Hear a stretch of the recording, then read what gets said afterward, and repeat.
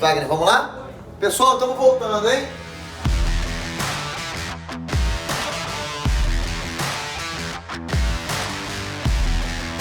Eu não vai embora cedo, não. A gente arruma uma coisa pra você fazer. Se não tá, eu não vou dar.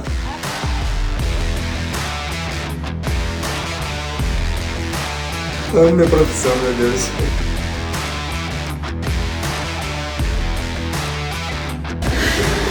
Se eu parar de chorar, para. Então eu continuo, entendeu?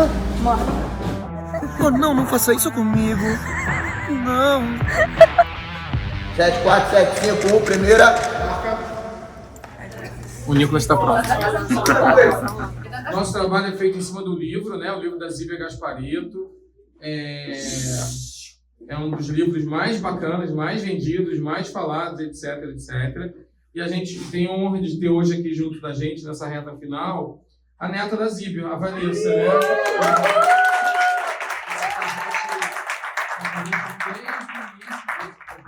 Desde o início da ideia de levar os livros, as histórias da Zívia para as telas. A gente já teve uma experiência maravilhosa com o Ninguém de Ninguém. E agora a gente está fazendo o segundo passo de uma caminhada, né, de muito trabalho, muito respeito e muita alegria de poder fazer algo que, você vai dizer, vou antecipar, né, que era um dos grandes desejos da Zívia, né, que aquelas histórias estivessem nas telas de cinema também. A energia do filme tá muito legal, assim, o set tá muito gostoso, as pessoas estão felizes de estar aqui, isso que eu acho que faz diferença em qualquer trabalho, e isso está acontecendo aqui. A adaptação do Advogado de Deus para os cinemas, ela seguiu o mesmo tipo de alinhamento que a gente teve para o Ninguém é de Ninguém e para as outras obras consagradas. É tentar entender qual é a essência do livro e colocá-la dentro da melhor dramaturgia possível, né? Contar bem uma boa história. E essa é uma boa história. A gente podia estar surfando, a gente podia estar na praia, mas a gente está aqui filmando. E no período da pandemia, Wagner tinha feito já um pitch junto da Sony, e nesse entremeio, Ninguém é de Ninguém e Advogado de Deus tinham sido aprovados para seguir a produção. Após aprovação, a gente obviamente começou todo o processo. Inicialmente a gente até começaria pelo Advogado de Deus, mas por conta de problemas administrativos e burocráticos, Ninguém é de Ninguém passou para frente. Era um filme que a gente faria logo na sequência, depois do Ninguém é de Ninguém, mas por esse problema a gente passou um ano tentando viabilizar. E depois de muita luta, até de ameaça do projeto não sair, a gente conseguiu liberar e o processo começar a se tornar uma realidade.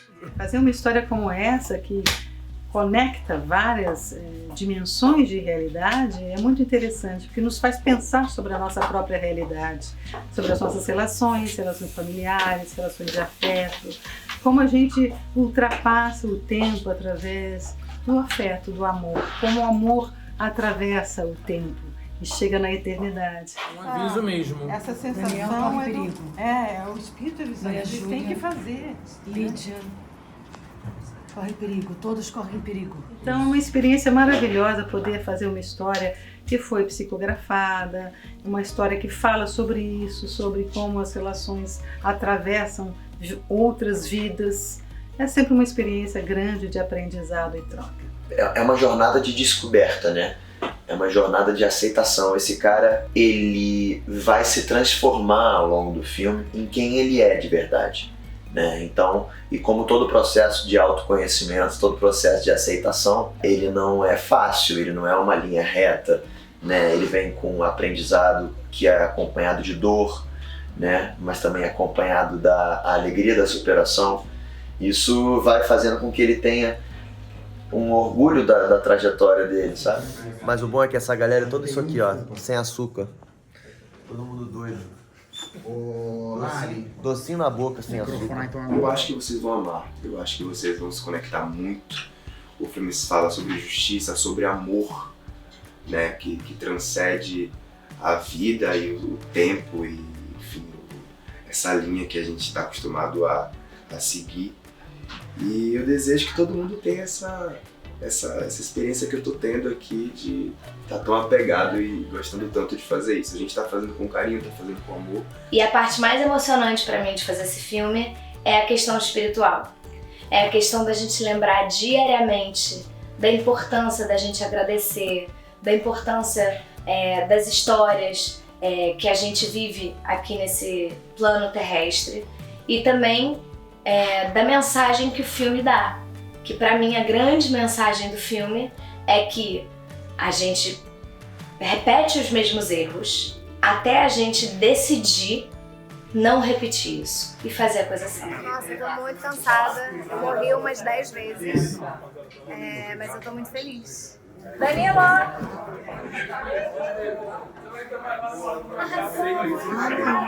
Como a gente quer falar uma história para todas as pessoas, independente de religião, a gente não tem a necessidade de que a pessoa entenda de qualquer coisa relativa à religião, mas a gente quer falar para as pessoas sobre temas que sejam relevantes e que sejam comuns às manifestações religiosas, inclusive. Eu faço o espírito, né? Eu faço o espírito Antônio Camargo. E ele aparece em duas épocas diferentes. Agora no início de uma época atual e outra 100 anos atrás. E tem uma cena que ele, na época agora, ele tem uma visão. Ele está sozinho depois de um acontecimento emocionante para ele. Ele tem uma visão e vê o pai, a mãe e o avô que foram assassinados. E fala para eles: puxa, que pena que eu não tive a oportunidade de viver, de estar mais com você. Mas eu vou encontrar uma família e vou viver ou constituir essa família que eu não pude participar. Então. Teve uma cena muito forte que o meu marido José Luiz descobre que ela salvou o menino e ele parte para cima dela, então há uma violência física e quase a estrangula, então isso pede uma carga emocional muito grande. Teve no passado a lembrança da morte da filha, que é muito difícil, né? É um momento de vida, acho que mais difícil na vida de uma mulher, perder um filho. Então é um nível de carga dramática, de intensidade, de emoção bastante forte. E ela vive isso em 2 momentos, né? Porque ela acha que a filha dela foi morta novamente nessa vida. Então foram 2 momentos muito fortes e marcantes. O meu momento mais difícil no filme, sem dúvida, foi o momento da minha morte, assim, porque existe uma continuidade ali depois da morte. E como é isso, né? Isso é uma coisa que a gente imagina, isso é uma coisa que a gente pode criar, mas não... A verdade é que eu ainda não vi, né? Eu não sei como é. Então foi uma criação e foi bem no começo das filmagens, assim. Foi sem dúvida a cena mais difícil, mas parece que deu. Ele botar, eu intercedo. Pode botar. Só que vocês têm que, na hora que vocês sentirem que os caras estão vindo de lá, vocês têm que largar a mão, que aí é uma força maior que vocês. A hora que eu acabar de falar minha fala, eu já... Isso. Pronto, A gente tá fazendo aqui, quando ele for, na hora que ele tá aqui, que você ainda tá se... É verdade. É legal o Daniel botar a mão também. interceder. Aqui, ele não conseguiu te parar sozinho. Você ainda tá. E aí eu te... Aí você para. Aí você vai ouvir, encaixa, olho no olho. Bendito sejam os que blá blá blá. Eu paro para ouvir isso, né?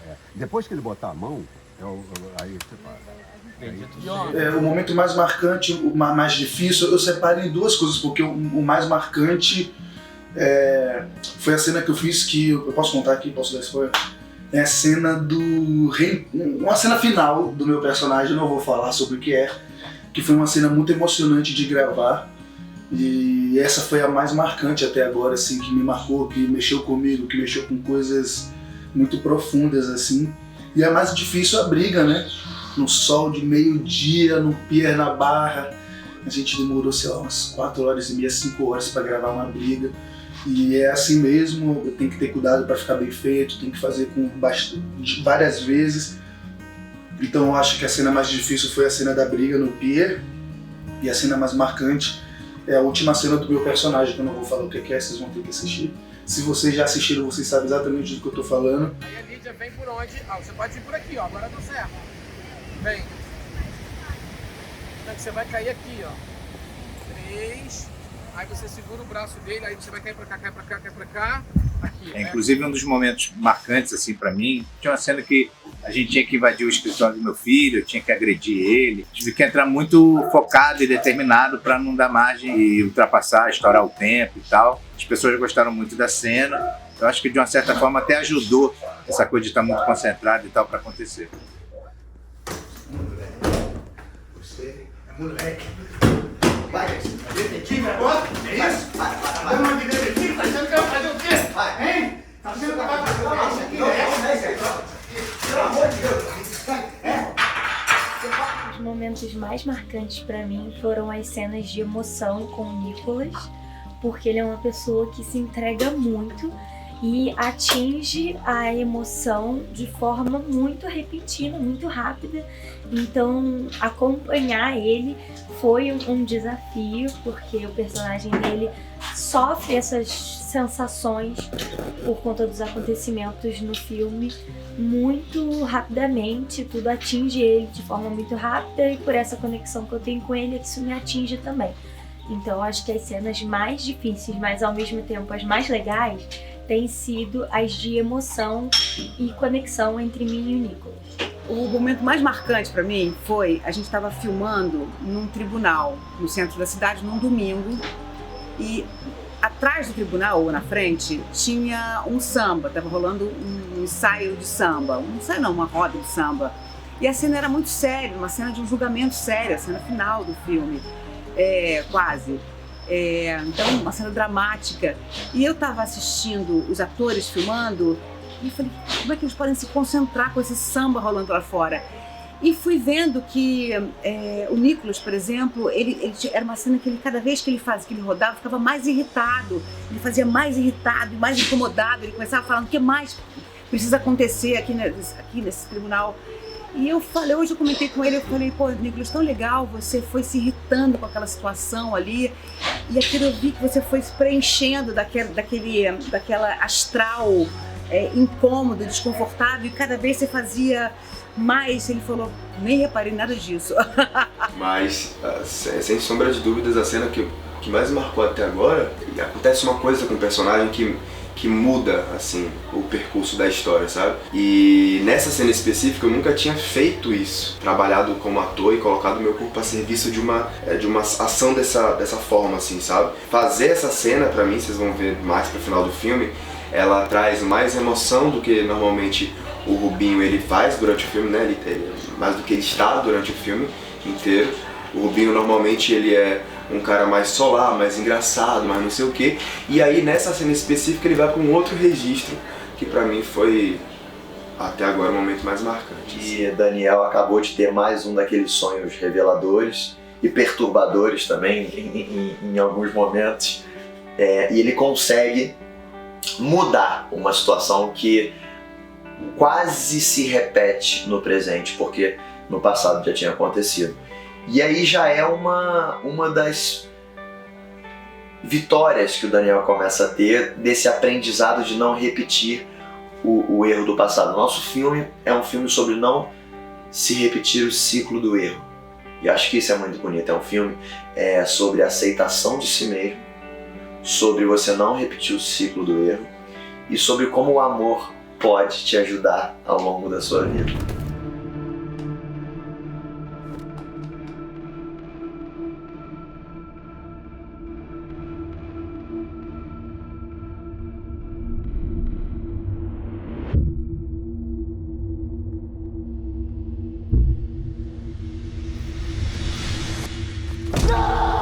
Todo o ambiente espiritual conecta esses personagens e isso é maravilhoso. Pensar que tudo ao nosso redor tem um porquê, tudo ao nosso redor tem um sentido na nossa vida, tudo que a gente vive serve como aprendizado, mesmo nos erros, mesmo nas imperfeições, e faz com que a gente tenha a capacidade de conseguir crescer como ser humano.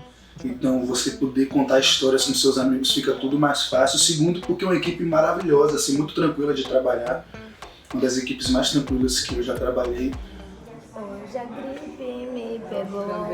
Mas sempre é um aprendizado, né? Foi na Lorena, com o cabelo curto, ter que fazer ela com o cabelo comprido. O Advogado de Deus, ele fala sobre perdão, né? Se perdoar. Ele fala do perdão ao outro, mas também da gente se perdoar. A gente faz muita coisa aqui nessa vida que a gente traz de outras vidas, né? É uma história atual, que a gente quis retratar um Rio de Janeiro menos tradicional, na visão que todo mundo está mais acostumado. O exterior que a gente tem no filme é um exterior mais frio, menos saturado, coisa mais monocromática, muito puxado para o azul.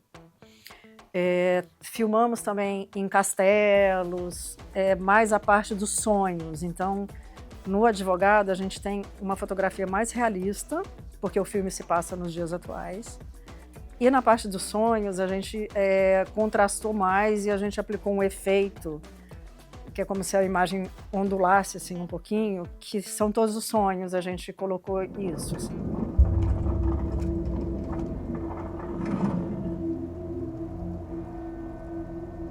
Assassino! Assassino! Assassino! Eu fico muito feliz, assim, das pessoas não terem visto a técnica, das pessoas não terem visto a cena em si, né? A atuação, a luz, o figurino, o cenário, enfim, as pessoas estavam envolvidas realmente com a situação. Isso foi bem gratificante, assim, isso me deixou muito, muito, muito feliz. Você já vem, aí ele tá olhando, do que ele olha aqui, olha pra... O maior desafio para contar essa história foi tentar transformar os conceitos e as formas do livro da Zíbia, onde a gente sempre tinha que trazer no final da história toda a justificativa para aquele andamento do presente, justificando os acontecimentos presentes com o passado. O Wagner inicialmente pensou seguir pelo mesmo caminho do Ninguém de Ninguém, onde que no final daria toda essa resposta, e a gente batendo um papo, conversando, ele encontrou um caminho diferente, através dos flashbacks e dando toda justificativa pro andamento dos personagens. E eu acho que funcionou super bem, super bem. Então, pra arte, a Casa da Maria Júlia foi um desafio, porque a gente queria contar um pouco da história dessa nossa, sei lá, heroína, transformar essa casa que tivesse uma personalidade, trouxesse um pouco dessa história, foi um desafio, mas eu acho que foi muito bem cumprido, porque ficou bem legal, assim, o resultado pra gente, eu acho que ali, aquele cenário foi um resultado que a gente gostou muito de fazer e que deu certo.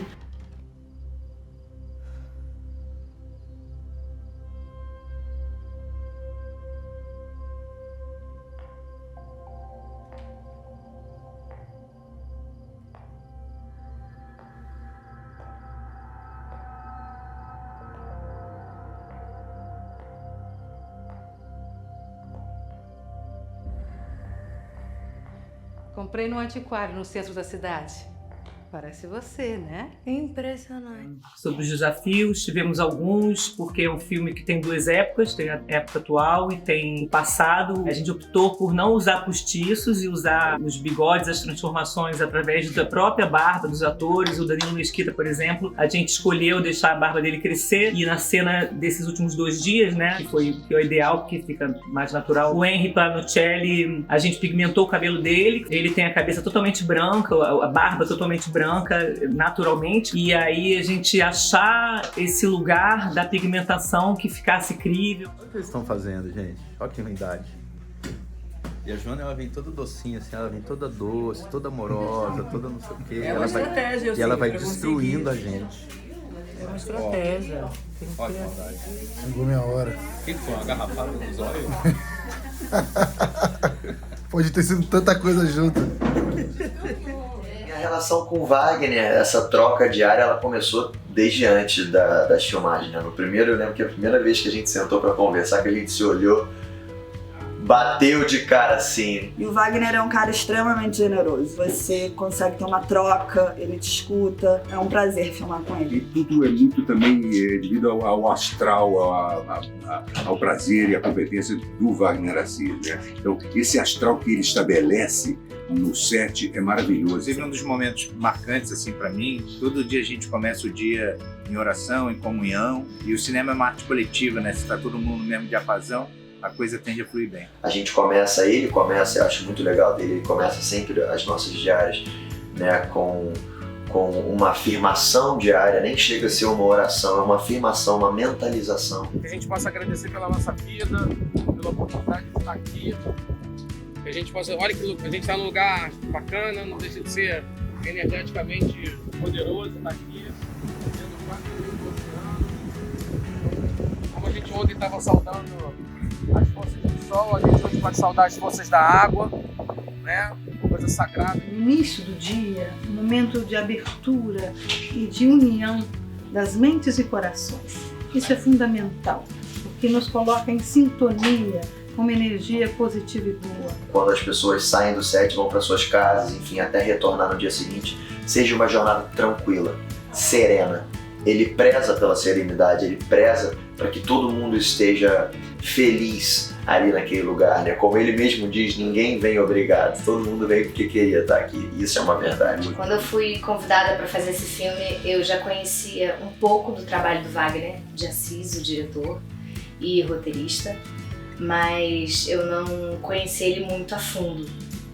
Então parte do meu processo de preparação foi me aprofundar na filmografia do Wagner. E eu fiquei, confesso assim, muito apaixonada pelas mensagens que os filmes dele têm. E isso faz com que estejamos todos aqui sendo instrumentos realmente de histórias reais. Histórias criadas de uma forma ficcionada, de uma maneira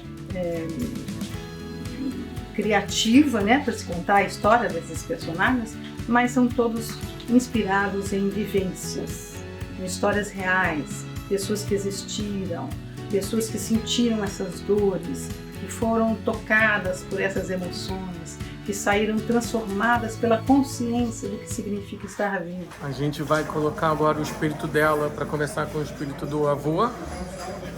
Não tem energias espirituais, essas energias fazem parte da lei da justiça divina, né? Ela volta a viver, né? Então, o filme é sobre isso. Eu acho muito bonito, eu acho até inspirador, porque a gente... É bom ser inspirado por outra pessoa, principalmente quando essa pessoa é o seu diretor. É o cara que está ali, que tem a visão ampla das coisas, né? Em todos os sentidos. Então tem sido uma troca que eu quero levar para a minha vida toda. Acho que o Advogado de Deus é uma história de crescimento.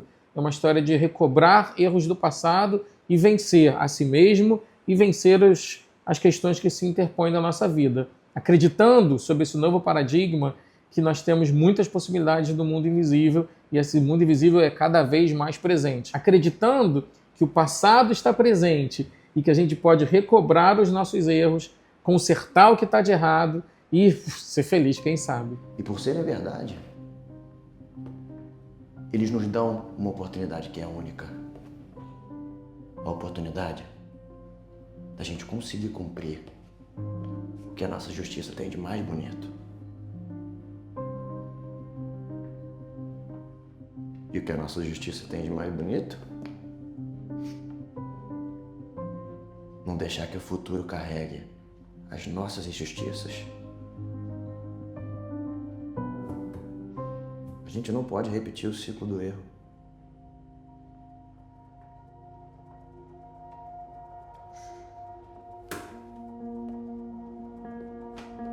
Meritíssimo, dito isso, estou satisfeito.